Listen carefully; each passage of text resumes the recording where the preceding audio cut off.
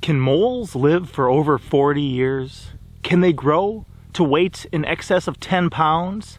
Have they been known to eat hamburgers straight off the grill? Stay tuned and we'll teach you some amazing facts about moles that you may not have known.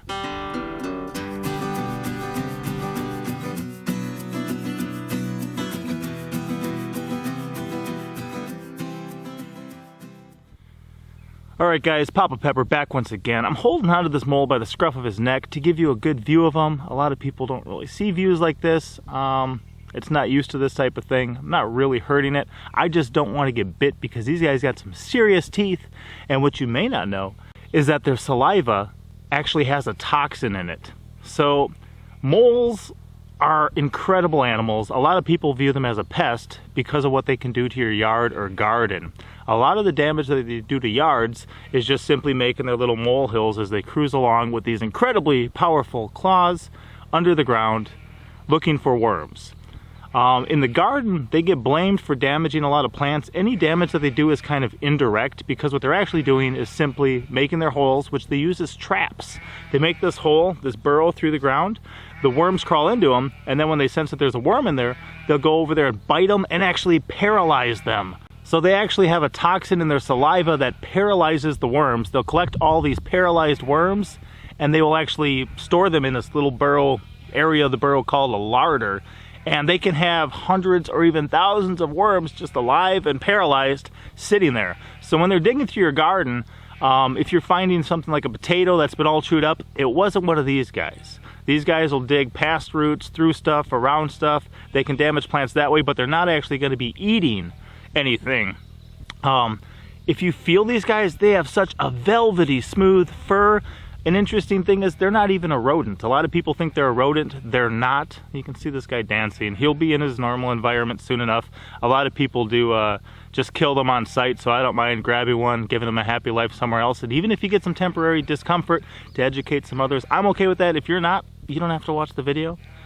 So these guys can be found, various species of moles, North America, Europe, and Asia. They do live a primarily subterranean lifestyle. They don't really have much business up at the surface. They live a solitary life, and they only really come together for mating time. And during mating time, male mole will kind of burrow off into some new unexplored territory for him. He'll leave his kind of system of tunnels he's already got made, and he'll burrow off into new areas, and he'll be like shrieking and squealing under the ground looking for a female.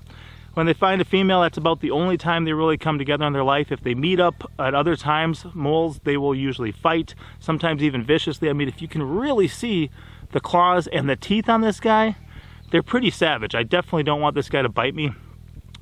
When they mate, they can have 3 to 5 babies, and their babies are actually called pups, so that's kind of cool.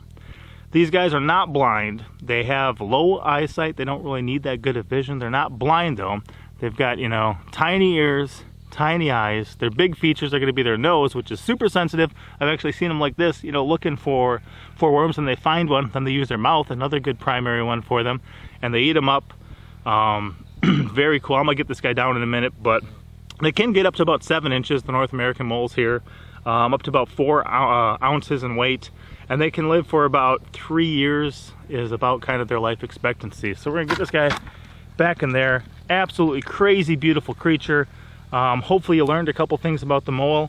This guy was found in my garden. I did not want him in my garden. The worms are actually beneficial for me here. The plant roots are beneficial for me here, so he's going to get a nice happy home somewhere else.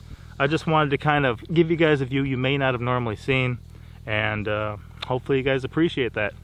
Pop out.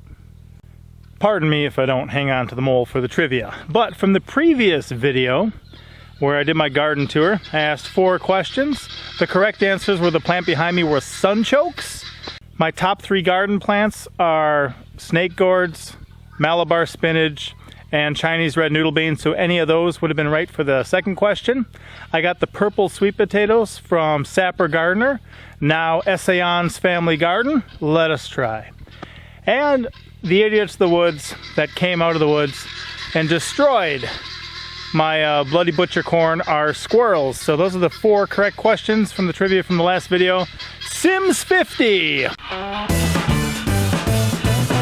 You got them all right. You're the one I selected for a random shout out this video, guys. Sims50 from the homeland of Bobblehead Homestead back up in Illinois. May meet up with them later this month if I pass through and try to get some Asian carp. We'll see on the Illinois River. So the trivia for this video. Number 1, are moles blind? Question number 2, what is the primary food supply of moles? Question number 3, what is a baby mole called? And question number 4, I mentioned kind of a average age, life expectancy, something you could expect. How many years can a mole really live to? The number I mentioned.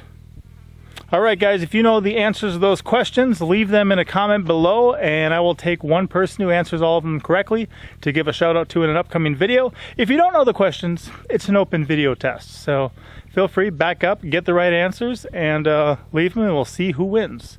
Alright, Papa out.